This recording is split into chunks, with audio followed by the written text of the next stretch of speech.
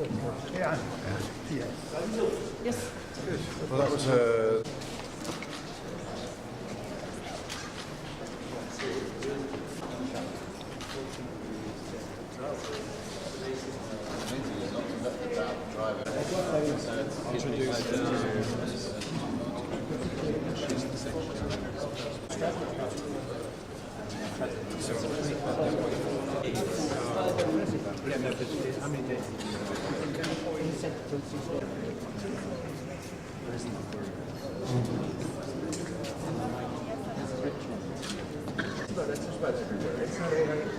I don't know what rituals and so on, but it's not.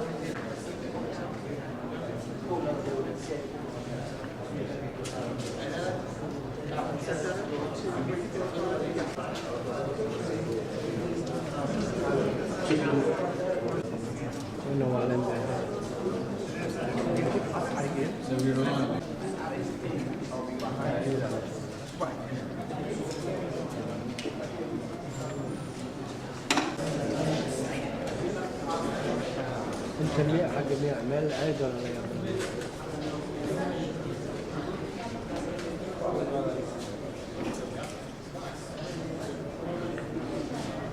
حق متجري. Aha.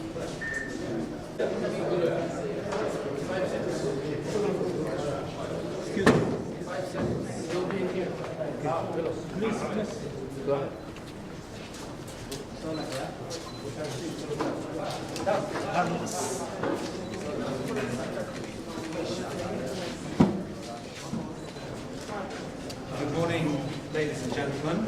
It's my great privilege. I'm absolutely delighted that the Secretary-General has chosen Somalia as his first field trip. And as I'm sure he will say, that is very, very significant, both for Somalia and for the United Nations. So without further ado, President, would you like to say a few words? ده بسم الله الرحمن الرحيم.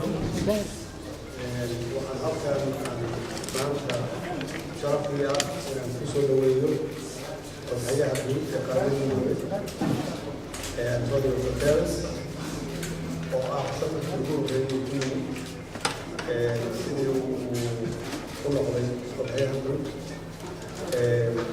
aad iyo aad ayaan ugu faraxsanahay.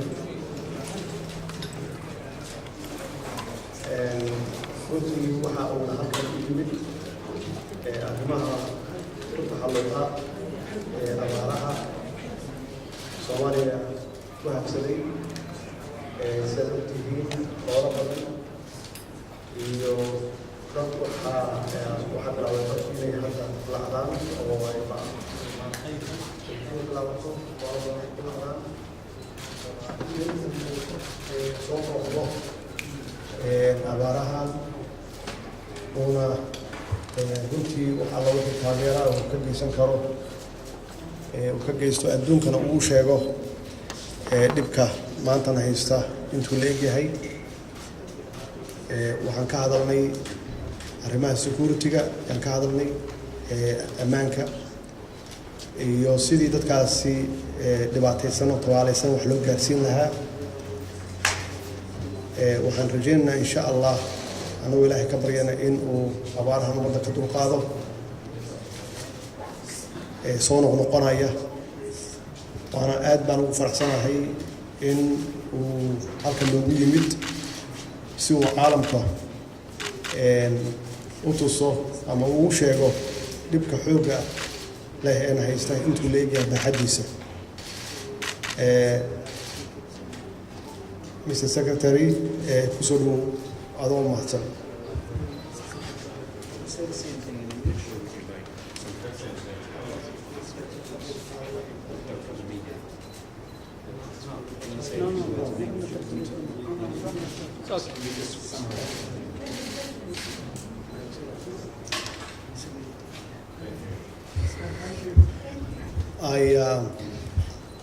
I'm very happy to see the Secretary General to be here today, and I really welcome him to be here.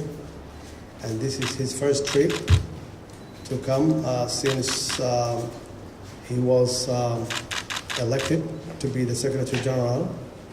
And the reason he came here today is to show support and solidarity to the Somali people for this time of humanitarian crisis, which we have a drought, and that may result and may produce a famine if we don't receive any rain in the coming 2 months. This could be a humanitarian crisis, which probably the same as the one we have had in 2011, which we lost 260,000 people. So I'm very happy to see him here and to amplify the magnitude and the crisis of drought, which may result to a famine. And I'm very happy that he's also appealing to the international community how to prevent a famine to occur or to happen in this country.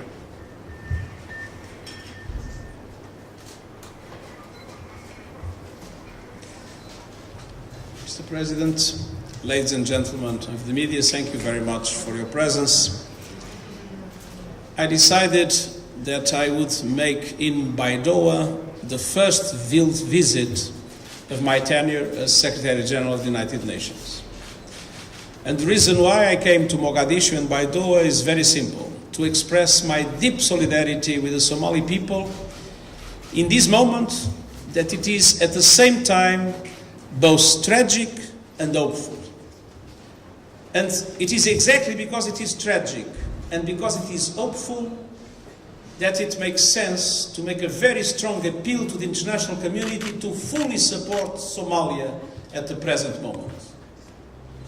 Last week in New York, I had the opportunity to appeal for massive support of the international community in order to avoid a tragic development of famine in 4 countries in the world: in South Sudan, in northeastern Nigeria, in Yemen, and in Somalia. There is a chance to avoid the worst. There is a chance to avoid in Somalia a situation similar like the one we had in 2011. There is an excellent cooperation between the President, the government, and the humanitarian community, the UN family, the NGO movements, the Red Cross, Red Crescent. There is a plan of action. There is capacity on the ground.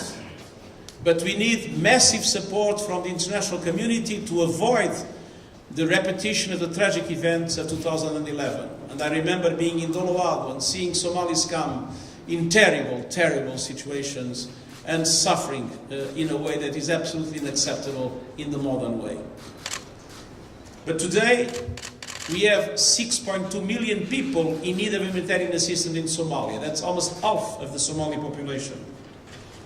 We have 333,000 children that are acutely malnourished, and the risk to go up to 1 million if there is not enough support to avoid it. We have 3.3 million people in need of health support to avoid the impact of diseases and to avoid the circumstances in which it is so easy to lose one's life because of lack of health assistance. Cholera has been developing, making hunger even worse, even more dangerous. In the last 2 months, we had 7,731 cases of cholera with 183 people dying. Just last week, 1,352 cases of cholera, 38 people dying. It's a process in acceleration. All these reasons justify a massive response. We have things prepared on the ground, but we need financial support from the international community. And that is why we are appealing for $825 million for the support to 5.5 million people in 6 months, And without that support, we will have a tragedy that is absolutely unacceptable and that the Somali people does not deserve. But this is also a moment of hope. It's a moment of hope because Somalia is turning the page. A new president was elected. A new prime minister was appointed. There is a very strong commitment to enhance security and at the same time to enhance the capacity of the government to start to provide effective services to the population, requiring for that, of course, the solidarity of the international community. We have AMISOM forces doing a job that the world should be grateful to, because they are protecting not only Somalis, they are protecting us all against terrorism. AMISOM has not been effectively helped by the international community. It's important to better support AMISOM, but it is also important to support the government to create a true national Somali army and a true national Somali police, because only them can fully be able to protect the country in relation to terrorism. Only them can create the conditions for Somalia to be able to avoid in the future the kind of tragedy that Somalia is facing today. This is a moment of tragedy. People are dying because of famine, because of disease. But this is a moment of hope, because the government is ready to act, because the humanitarian community is ready to act. They are cooperating, and with the support of the international community, it will be possible to avoid the worst, and it will be possible to launch the pillars, to launch the fundamental basis for Somalia to be able to turn the page, and for Somalia to find finally the way for stability, the way for peace, and the way for the prosperity that Somalis have always been able to manage by themselves to obtain. There is no other people in the world with more entrepreneurship capacity, with more initiative capacity than the Somali people. Let's try to help the Somali people come together and build a Somali state of peace and prosperity. Thank you very much. Thank you. The President and the Secretary General have kindly agreed to take a few questions. Unfortunately, there won't be time for too many, but if you'd like to ask a question, please can you raise your hand, identify yourself. The first hand going up was the lady in orange. Can you identify yourself and address your question to one of them, please? Yes, thank you. This is our biggest priority. Is it trying to keep people alive, or is it trying to keep the government together, and explain why? And then for the Secretary General, you have talked before about not wanting to have to go to the international community with images only to persuade particularly the richest countries and the biggest companies around the world to actually open their wallets at this time. Thank you. Well, my first priority is to address this drought crisis. We definitely may produce a famine in the coming months. We know that many animals have died, and of course people will follow. My main priority is to make appeal to the international community to help us with this crisis. And that's why we have the Secretary General to be here today in our support. And of course, we need the international community to do the same.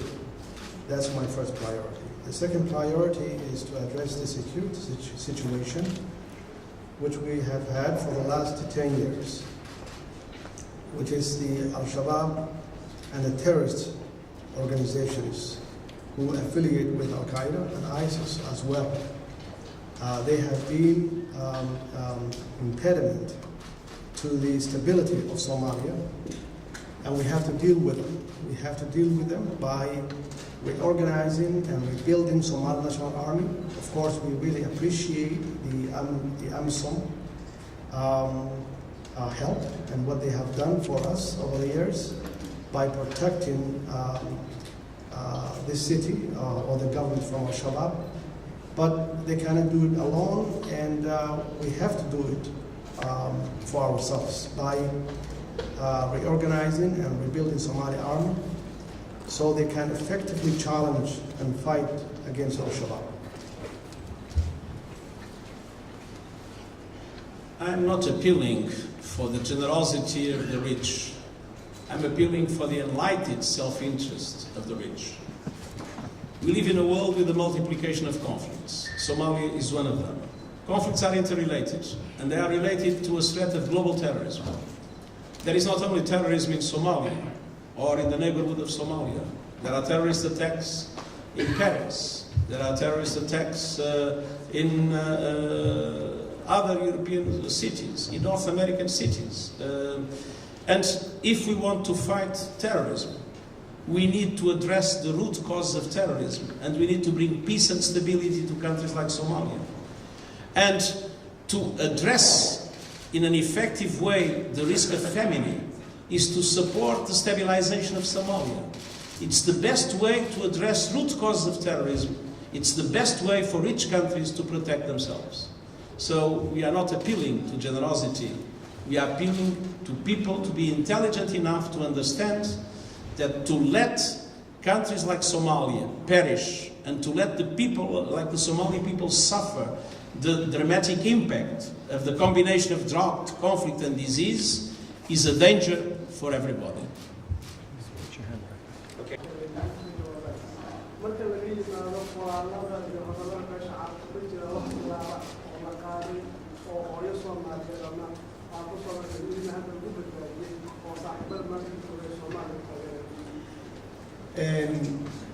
arrintaasi runtii Soomaalida meel kasta ay joogaan waxay bilaabeen in horteen lacag aruuriyaan haday yihiin dadka diaspora jooga meel walba ay bilaabeen in lacag aruuriyaan halkan waxaa jooga oo samaysan ururka gurmadka abaaraha oo iyaguna aruuriya lacag aad fara badan oo qof walba Soomaali ah uu qayb ka ahaa inuu ku bixiyo lacagahaas waxaan hubaa lacagaas inay gaareen meelaha qaarkood oo dhibaatooyinka ka taagan yihiin waxaan rajaynaynaa insha Allah beesha caalamkuna inay hadda bilaabaan in ay gaarsiiyaan gargaar meelaha uu dhibka jiro hadda sida uu idiin sheegay xogayaha guud wuxuu socdaa baydhabo inuu soo asas gareeyo xaaladda soo darso kadibna insha Allah la gaarsiiyo wixii macaawin ah. I'll take your question in English, please, now. Yes. Reaction to travel ban by President Trump. Is this fair? Is this a good way to show solidarity with Somalia? Well, definitely we would prefer to see that this travel ban should be lifted. And of course, we have to, because as everybody knows that we have a large community. There is a large Somali community in the United States, contribute to the U.S. economy and the U.S. society in different ways, and we have to talk about what the Somali people have contributed, rather than only few people who probably may cause a problem. And that's why the root cause is how to defeat Al-Shabaab here. And that's why one of my main priority is to... We're running out of time. This gentleman here, please. But unfortunately, we've got to move on after that. Just a question for the President and the Secretary General. For the President, thank you for having us. Introduce yourself. Sorry. My name is David Mackenzie with CNN Television. Mr. President, you received a Make Somalia Great Again hat from the ambassador. Is something like the travel ban a way to make Somalia great? Well, basically that was a good gift from the ambassador, meaning that to show solidarity, to see that Somalia to come back again as a great country, as a good country, that at peace with itself and with its neighbors, and of course that's good term. To say that Somalia should come back. But is this travel ban a way to make that relationship stronger, or does it weaken the self-interest of rich nations? What needs to be done right now to avoid a catastrophe in the Horn of Africa and elsewhere? To of all addressing the needs of food security of populations that are dying of hunger. We need to build resilience of the populations to avoid the repetition of these crises year after year after year, not forgetting that climate change is becoming an accelerator of this crisis, namely of drought, that is happening more and more frequently and with more and more devastating consequences around the world. And at the same time, the capacity in order to ensure their own security, build their own armies, build their own police forces, support them, build their own institutions, in order to be able to fight. Okay, thank you all very much. Thank you, Mr. President. The ceremonial handshake. Just the ceremonial handshake. Now. Yeah. I think the journal, we are going to have a briefing now. Yeah. The journalists that